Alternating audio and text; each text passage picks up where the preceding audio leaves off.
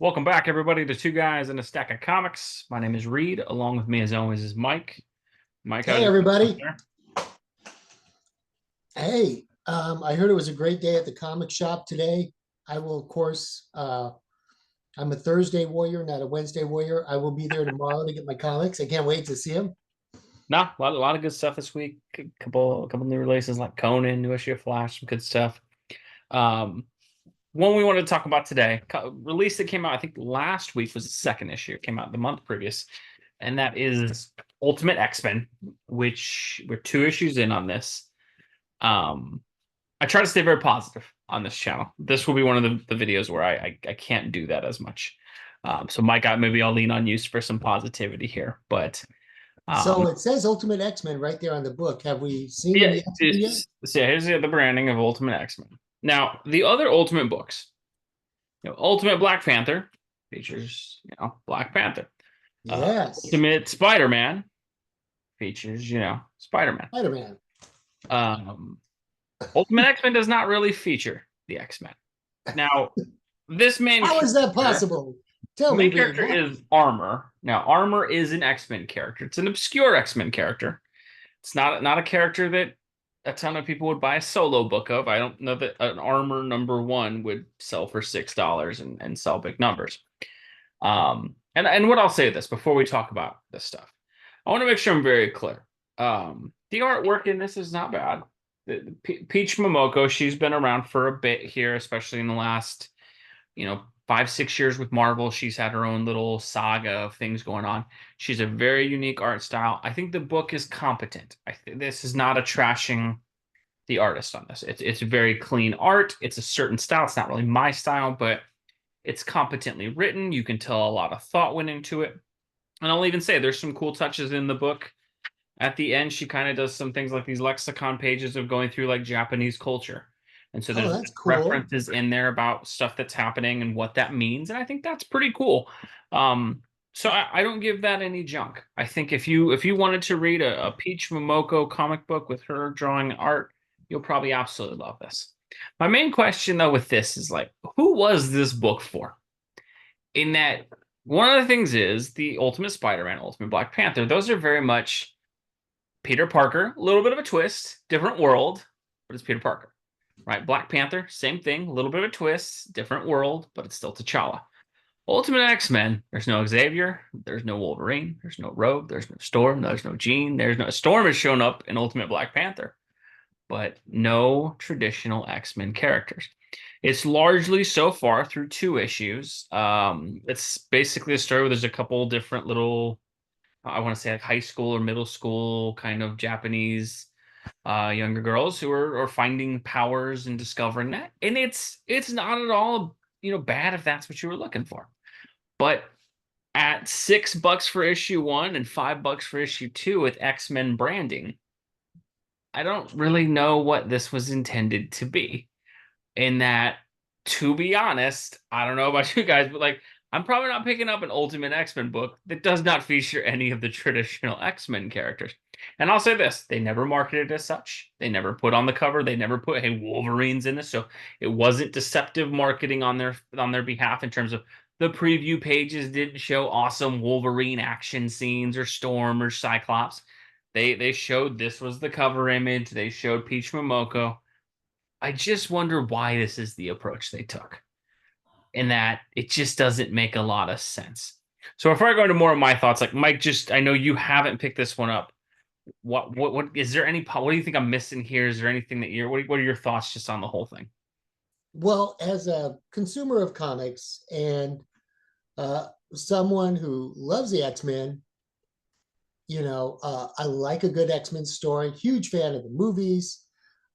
Great fan of the older runs and the Chris Claremont run.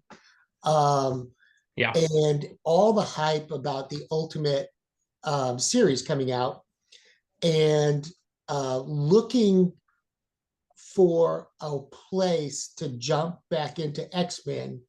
My my hopes were that it was going to be that, that I was going to get a fresh X-Men story, someplace for me to jump into X-Men. yeah, And when I heard it wasn't, And it got great reviews from the comic book club down at Dragon's Lair. A couple of the guys there they're loving it. They're big Peach Momoko fans, and they are really loving the story and the world that she's bringing.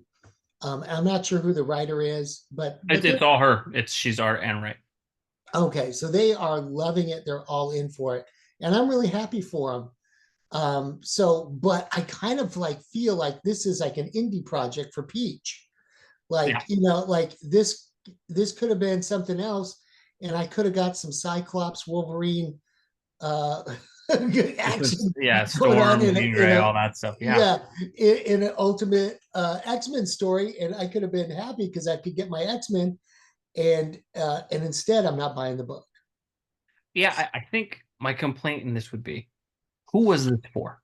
Is my main question. And like one of the things I'll say, I like think it's for the I think it's for the Peach Momoko fans because they're loving say this. that's about Peach Momoko, and I know she has fans. There's a lot of people who love her art. And it's not really my style, but I will say it's competently done. Right? There's artists out there that are really, really beloved that I'm not huge fans of. It doesn't mean the art's bad. Right? It just It's means it's not cool. my flavor. It's cool Um, looking art. I like the way she works with color and and her it's good style. layouts. I mean, it's interesting. It's not there's nothing.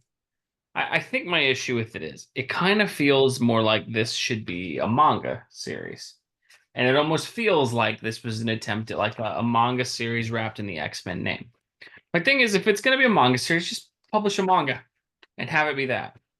If it's going to be some of these and Armor, yes, she's an X-Men character. I think the Shadow King is in there. He's an X-Men villain. But this other character, Maystorm, that's not an X-Men character. Um, Again, maybe I'm the old guy screaming at the clouds, and it very well could be that. I just kind of look at it as, like you said, I thought this could be a great ramp for them with, hey, we're refreshing Spider-Man, we're refreshing Black Panther, here's us refreshing the X-Men. And it's familiar but different. Instead, this is something completely different. And I'll just say with Marvel, what makes me slightly irritated is, look, would I have bought a Peach Momoko book on its own? Probably not, but you threw the X-Men branding on this. And then the other part is, it's not like you gave me $3.99. This is a $6.99 issue, or $5.99 and $5.99. So I'm paying a premium for not seeing any of the characters we like. And this is the biggest thing I don't get with Marvel. They just don't seem to take easy wins when they're there. And I'm not saying this is a loss, right? I think she's doing good. I'm sure there's fans. Great for you. And if you love these, great for you. But like, if they'd have done an Ultimate Universe book with Wolverine and Jean in the traditional lineup, it probably would have blown up, sold out the same way this thing did. And I don't understand the approach. I don't get what they're doing. I don't know why this is the approach you take.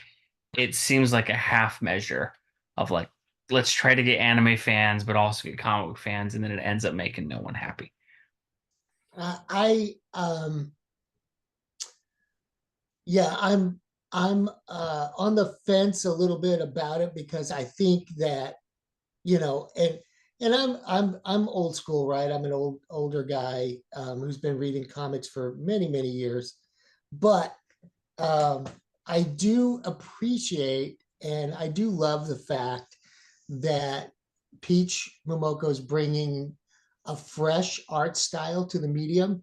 Mm-hmm. And even though it's not my thing, a lot of younger people really like it. And I think that's cool. If you can get a younger audience to go into the comic book store, I'm all for it, whatever the package is. But like you said, it's just not for me. I was hoping I could get some, some X-Men action to get me back into X-Men because X-Men is, Been very a while since daunting. they've been readable. Yeah, Yeah. yeah, it's very daunting for me. I love the characters, and I'm ready for a new X-Men story, a jumping on point.